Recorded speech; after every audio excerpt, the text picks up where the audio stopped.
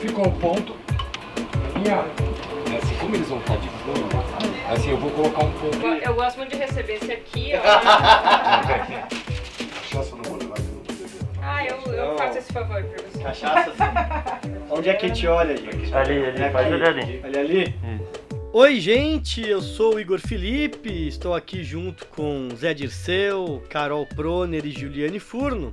Apresento o podcast 3x4, um retrato do Brasil, que vai ao ar sempre às sextas-feiras, às 17 horas, nas plataformas de podcast. E a partir dessa semana, o programa também vai ao ar no YouTube. E para inaugurar essa nova fase, a gente vai fazer essa conversa aqui no canal do Brasil de Fato e também dos nossos parceiros. E a gente vai debater aqui um assunto que é bastante recorrente na trajetória de militantes políticos. Desde 2018, com a eleição de Bolsonaro, sentir medo parece ser algo inerente a qualquer brasileiro vivendo sob esse governo, e os medos são muitos e diversos. A estratégia do fascismo, inclusive, é apostar no medo como forma de paralisar qualquer situação e impedir qualquer reação e oposição. Como lidar na política com o medo em tempos de conjunturas tão difíceis, né? Como esse sentimento pode ser um combustível para as ações dos defensores da democracia? É um pouco do que a gente vai falar hoje.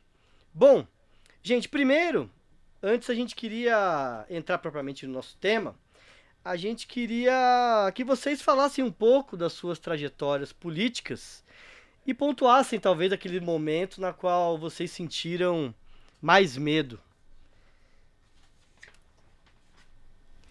Juliane, conta pra gente o que te motivou a entrar na vida política, dos movimentos, quando isso aconteceu e de que forma. É difícil resumir assim, né? Mas vamos lá, eu não tinha nenhuma vocação pregressa assim para ser militante, né? Venho de uma escola pública na periferia de Porto Alegre, os meus pais não são militantes, não são de esquerda, não fizeram faculdade, por isso também não oxigenaram várias ideias, né, que o ambiente da universidade permite, né, a gente circula em outros ambientes, conhece outras organizações, e aí eu acabei por um motivo que chama medo, olha que curioso, que é eu tenho um medo, que, enfim, não tem muito a ver com política, mas eu sou uma pessoa um pouco claustrofóbica, e aí eu tenho medo de ficar em lugares fechados. E aí, quando eu fui estudar no ensino médio, lá no Rio Grande do Sul, a Secretaria da Educação manda uma carta pra gente, na 8ª série, e a gente tem que dizer que escola que a gente quer estudar por ordem de preferência. E aí eles vão tentar nos realocar nas escolas que tem vaga a partir da preferência que a gente colocou em primeiro lugar. E aí os pais querem que a gente coloque as escolas técnicas, né, as escolas públicas que têm técnico. E tem uma escola lá que nenhum pai quer que nenhum aluno estude, que nenhum filho estude, que chama Julinho, que é a escola que a Elis Regina estudou, Brizola estudou, Luciana Genro estudou, o Luiz Eurico Teixeira de Lisboa estudou, vários quadros da esquerda estudaram, que na minha geração ali no início dos anos 2000 era conhecida como a escola que saíam, né, os maiores drogados da esquerda, as bandas de rock gaúcho e a militância do movimento estudantil progressista, especialmente do PT. E aí a escola sobrava vaga, porque também é uma escola muito grande, estudava 5.000 alunos, só que era uma escola aberta. Ela não tem portão, né? A pessoa podia sair a qualquer momento e voltar. Tinha essa concepção de liberdade. E eu, como uma claustrofóbica, fui lá. Não contei pra minha mãe. Disse que eu tinha colocado o Julinho em último, porque não tinha mais opção, mas coloquei o Julinho primeiro. E aí caí no Julinho. E aí na primeira semana de aula já teve uma manifestação contra o aumento da passagem, e aí eu já achei legal, aí fui, aí já apanhei da polícia, eu lembro que abri o supercílio aqui, e aí fiquei com medo, mas também já achei legal, adrenalina, e aí já entrei no Grêmio Estudantil, e entrei na época no PT, e, enfim, virei militante, e foi, inclusive, por causa da militância que eu fui fazer universidade, a minha vida mudou radicalmente, inclusive mudou muito a relação dos meus pais com a política. Hoje em dia eles gostam e admiram a esquerda, admiram a própria militância, porque, enfim, materialmente também, subjetivamente, a minha vida mudou muito, porque as minhas referências passaram a ser esses militantes. Uma outra coisa que me deu muito medo na militância foi também ter vindo para a capital paulista, né? Eu vim construir o Levante da Juventude logo que nacionalizou, vim assumir um pouco a secretaria aqui no estado de São Paulo. Mas esse medo de 2018 para cá, na verdade de 2014 para cá, né, desde as eleições, é uma coisa muito nova que a gente tem experienciado e que claro, falar do lado do Zé Dirceu é quase idiota, assim, porque eu imagino que a proporção do medo seja muito ridícula. Mas uma coisa, assim, talvez só para exemplificar e já passar. Em 2018, eu sempre, enfim, eu sou uma pessoa que tem muito medo, mas que tenta muito enfrentar ele, se não me resignar. Então, todos os dias eu saía de casa de adesivo, do Haddad e do Lula, né? Mesmo sabendo de toda o medo que eu tinha de sair naquele momento de polarização política. E aí eu trabalhava na CUT na época, eu ia pegar o metrô para ir para o Brás, e aí eu tava de adesivo e eu me segurava naquela grade do metrô que tem um pouco antes de entrar na porta do metrô, porque eu tinha medo que alguém passasse ali e me derrubasse no trilho, assim. Então era um misto de medo com uma vontade de disputar consciências e de mostrar que a gente estava vivo e de ser um pilar da resistência. E que eu acho que, enfim, e hoje em dia, assim, o medo da criminalização da política, né? O medo da perseguição política, o medo mesmo de ter ido para as ruas no 7 de setembro, né? O medo da violência, o medo do fechamento do regime, o medo de viver num período de maior estreitamento das margens democráticas, mas também o medo da desesperança com a situação econômica. E aí eu termino por aqui, assim, eu acho que eu pelo menos sou fruto de uma geração dos anos 2000 que acessou a universidade, que teve condições de estudar sem ter vínculos de emprego mais formais e que hoje sofre de um desalento intelectual e de realização profissional, que é também um medo muito significativo que afeta a nossa moral, né? Um medo de não ter realização no mundo, de não ter lugar na vida profissional e também pelas escolhas políticas que a gente fez, que é um medo também que se soma e combina esse medo da política com o medo da nossa geração ter sido sacrificada por esse projeto de desestruturação do Estado. Carol, você que é uma referência aí no mundo jurídico, na BJD, no Prerrogativas, como é que você começou a sua trajetória aí na luta pela democracia? E quando é que falar de você medo. E quando é que você sentiu medo? Pois é, eu venho de uma família, eu nasci nos anos 70, 74 eu nasci. Então, vamos dizer, quando já adolescente, já vivíamos o processo ali de redemocratização, né, a tentativa de pactar aquele pacto concertado ali, né, aquela transição mal feita que nós tivemos, mas que, claro que na minha família, pai petroleiro, né, ele fez engenheiro do petróleo, depois fez concurso para a Petrobras, a vida inteira embarcado em plataforma de petróleo. Nós éramos de uma família de classe média, de Curitiba, meu pai ia e voltava de plataforma de petróleo, embarcando, né? E então nós tínhamos uma situação familiar confortável, mas de classe média. Agora, famílias descendentes de imigrantes europeus, italianos e poloneses do sul, do oeste de Santa Catarina, e famílias do Paraná, de outras cidades, e também sediadas em Curitiba, no bairro polonês do Abranches. Então, ali é uma mistura de uma migração já marcada pelo medo das levas migratórias. A desconfiança, o reacionarismo e a mistificação conservadora da linha da Igreja Católica, mais dogmática, que era bem visível no meu avô, né? Uma figura patriarcal muito autoritária na família. Uma linha dessa família polonesa rompe com esse patriarcalismo e participa dos movimentos sociais de base dos anos 70, 80, principalmente as pastorais da terra e o MST. A minha tia Sofia, que é a matriarca da família, é a irmã mais velha e que traz toda uma linha de esquerda dentro da família. Mas a ficha para mim caiu mesmo quando eu entrei na faculdade de Direito. Comecei a ter aula, por sorte, com alguns professores que professavam o direito alternativo e discutíamos os vícios de origem ali da formação jurídica, os vícios de classe, os problemas da transição do sistema de justiça da ditadura para a democracia e os problemas ali da formação jurídica, do ensino jurídico. Então a gente estudava o direito como instrumento de emancipação social e política.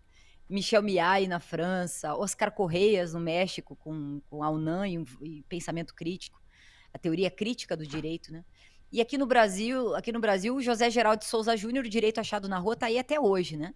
E a principal influência da UNB, nosso querido José Geraldo, eu tenho trabalho com ele essa semana, inclusive, a gente continua ativo no pensamento pensamento crítico, jurídico, que vai se adaptando a novos desafios, né? E principalmente Joaquim Herrera Flores, que é um filósofo espanhol, ele faleceu muito cedo, mas deixou um legado de pensamento crítico organizado metodologicamente, que nos dá uma condição de estruturar cursos de formação de pensamento crítico. Então, minha trajetória é muito estrito sensu, cursos de pós-graduação, mestrado, doutorado. Até hoje eu dirijo há mais de 10 anos um mestrado na Espanha, numa universidade espanhola pública, né? Que é a herança do Herrera Flores. E também pude fazer algumas coisas, é claro que não se compara com o que passou Zé Dirceu e, claro, como disse a Juliane, mas tive a possibilidade de trabalhar como integrante da comissão de anistia durante os governos, do governo Dilma principalmente. Também pude estar na comissão de El Salvador, de Justiça Restaurativa, quer dizer, pôr o direito vamos dizer assim, a serviço de um processo de transição democrática. Isso quando havia democracia. Agora, mais recentemente, já radicada nos Estados Unidos, na UFRJ, no Rio de Janeiro, acho que nós podemos usar essa plataforma acadêmica stricto sensu, mestrado, doutorado, e também os espaços que construímos na fundação de entidades e projetos de reação, né, aos ataques à democracia. Então, daí surge a BJD, a vinculação com o Grupo Prerrogativas, né? O Grupo de Puebla, que é esse grupo de líderes latino-americanos, nós temos um grupo jurídico que se chama CLAJUD, né? É a Escola de Estudos Latino-Americanos e Globais, que é uma tentativa de fazer um meio termo entre academia e política. Então, é isso, quer dizer, a academia, digamos, stricto sensu, ela tem um limite. É importante e funciona muito bem para aprimorar a democracia, mas quando a democracia está em risco, não dá para ter medo. O mundo jurídico é muito medroso, né? Muito conservador. E aí nós temos que tentar puxar o barco para frente, né? Assim, tentar enfrentar e superar esses medos, tentando dar um pouco de exemplo de ativismo dentro da academia, né? Somos criticados por isso, mas acho que é o nosso papel. Zé, você tem uma longa trajetória da luta contra a ditadura, depois da luta pela democracia, depois contra esse Estado policial que se instaura contra os governos progressistas e agora o bolsonarismo, né? Como é que você resumiria a tua trajetória e como é que você vê essa questão do medo, especialmente para quem tá na luta política? Eu tive o privilégio de nascer numa cidade do sul de Minas, Passa Quatro, e numa família. Meu pai era udenista, conservador, católico, e o sócio dele getulista, portanto trabalhista. E moravam, né, em casas germinadas, e a gráfica, a tipografia ao lado. E nessa cidade os padres franceses beterramitas fundaram um colégio em 35, Ginásio São Miguel. De padres de várias nacionalidades, espanhóis, argentino, irlandês, canadense, franceses mais, italianos, mais franceses e italianos. Que eu tive uma formação cultural então muito sólida, porque meu pai tinha biblioteca em casa. Meu pai era gráfico. E eu fui educado no Tesouro da Juventude, que é positivista.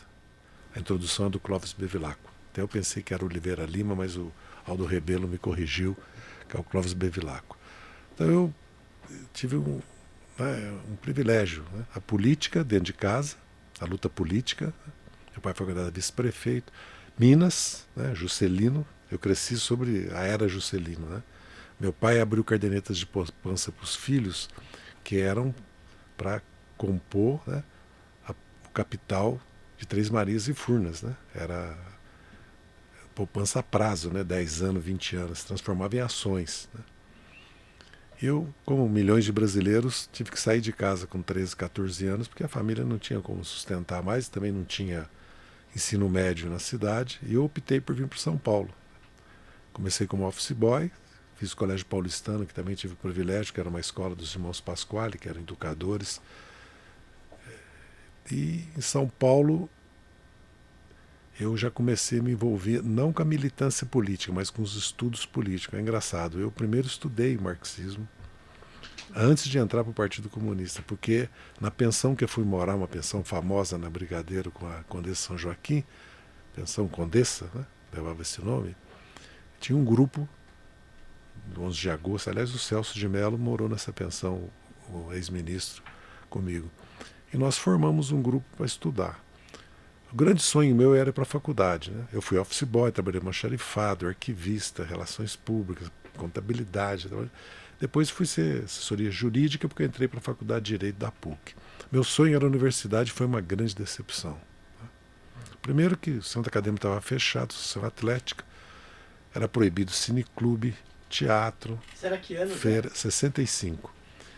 E os alunos sentavam, mulheres separadas de homens, não podiam sentar juntos, eram autoritários. Os professores eram muito reacionários, com exceção do professor Franco Montoro, que era do PDC, era um deputado federal contra a ditadura, mas contra a ditadura mesmo. Franco Montoro era um homem corajoso, depois mostrou no governo, né? Sem ele talvez não tivesse o comício da Sé, a campanha das diretas.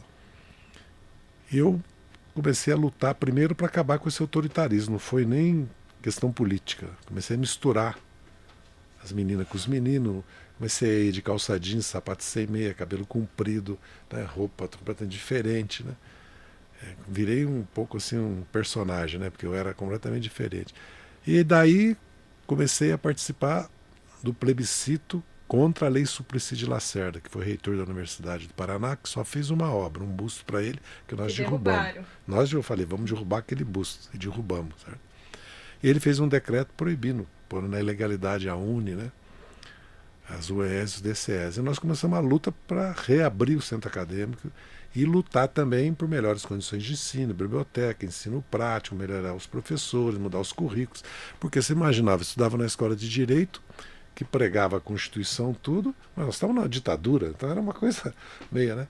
Veio o desemprego, veio o plano Roberto Campos Bulhões, como sempre, austeridade, corte de gastos, privatização, né? E arroxo salarial. Então misturou um pouco a luta estudantil com a luta operária também, e com as classes médias, porque a ditadura nunca teve maioria no Brasil. Eles deram um golpe em minoria, perderam a eleição de 65, fizeram o AI-2, que proibiu a eleição para presidente, governador, prefeito e área de segurança nacional, extinguiram os partidos, impuseram a repressão, censura, mas houve muita luta. E eu cresci nessa luta, eu sou a geração de 60, sou filho da geração, filho da PUC e da geração de 68, que lutou contra a ditadura e fez uma revolução cultural no Brasil. A minha história é a história de milhões de brasileiros que vieram para São Paulo, ou para o Rio, ou para Belo Horizonte, né? Para lutar, para estudar, com sonhos, né, de uma vida. Depois a minha militância foi no PCB, na dissidência, nós rompemos por causa da avaliação do golpe de 64 e também por causa da opção para a luta armada, né? Por causa da Revolução Cubana, da influência da Guerra do Vietnã, da luta pelos direitos civis nos Estados Unidos, pelo levante de maio em Paris e na Europa, se bem que o movimento estudantil brasileiro tem uma história própria, uma luta própria, não é consequência da luta do 1º de maio francês, da geração de 68 francesa.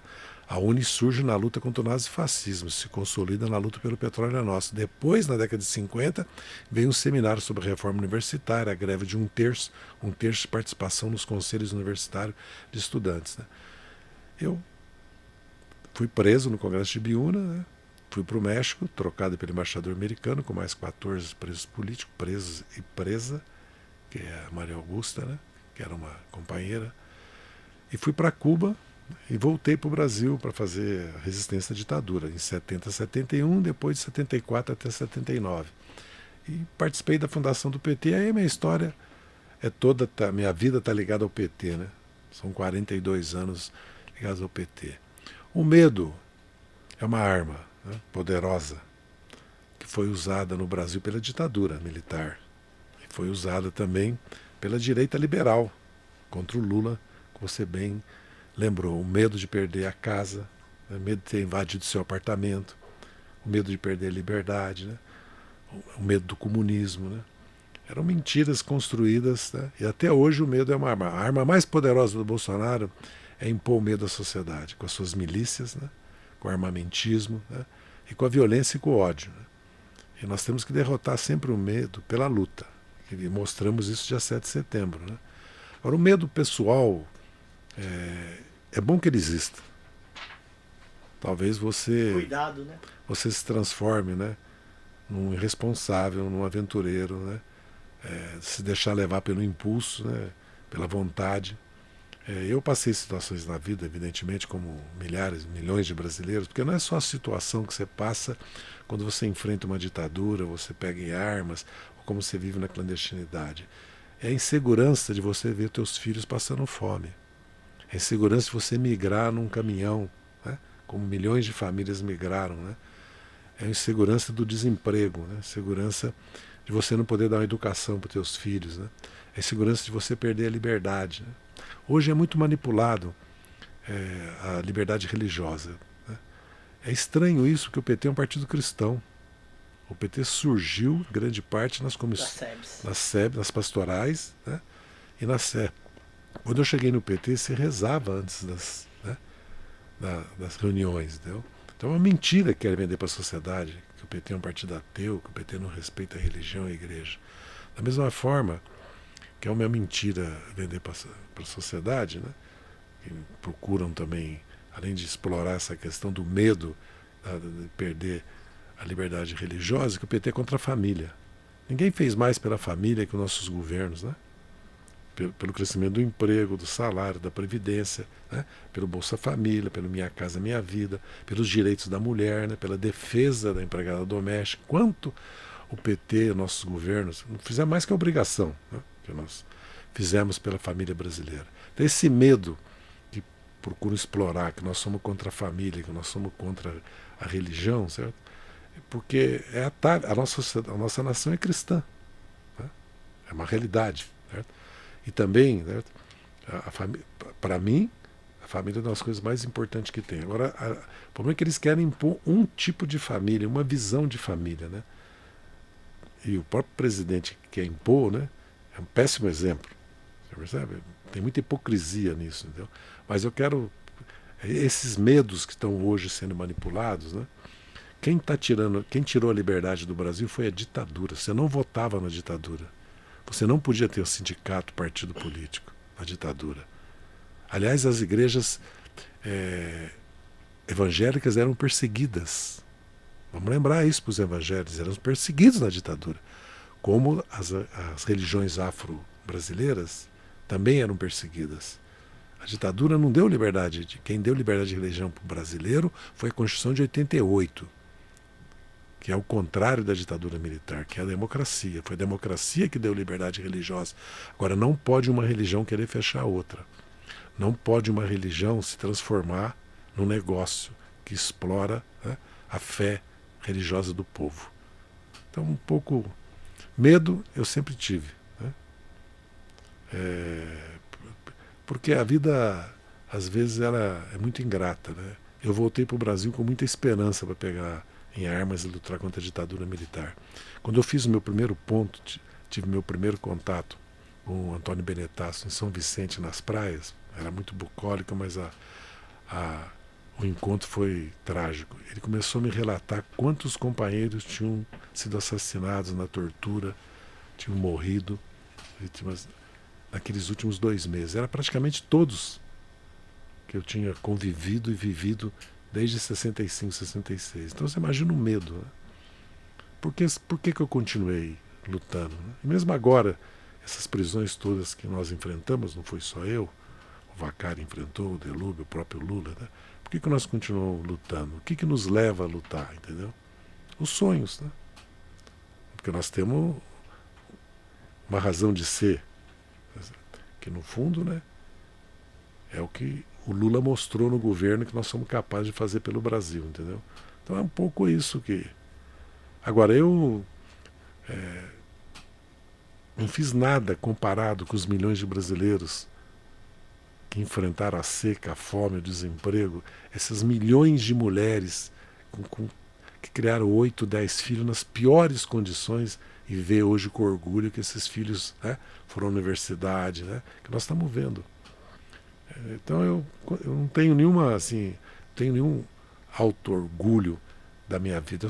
Eu acho que eu cumpri minha obrigação, nada mais, e muitas vezes errei muito, né, faltei muito, fiz muito a desejar na minha trajetória política como cidadão, no fundo. Gente, essa foi a estreia do 3x4 no YouTube. A partir dessa semana você vai poder conferir os nossos episódios aqui nessa plataforma. Então fica ligado toda sexta-feira às 17 horas. Então já ativa o sininho aí do canal do Brasil de Fato para acompanhar por aqui. Mas fique esperto também para ouvir em áudio nas plataformas de podcast. Quero agradecer ao nosso time do 3x4, aqui pessoalmente, com o Zé Dirceu e com a Juliane Furno, e com a Carol lá do Rio de Janeiro, por esse bate-papo sobre um tema que mexe com muita gente, com todos nós, que é o medo. Infelizmente, isso anda fazendo parte do dia a dia de todo mundo, mas que com força e perseverança a gente vai conseguir superar essa situação. Até a próxima, gente! Até. Até.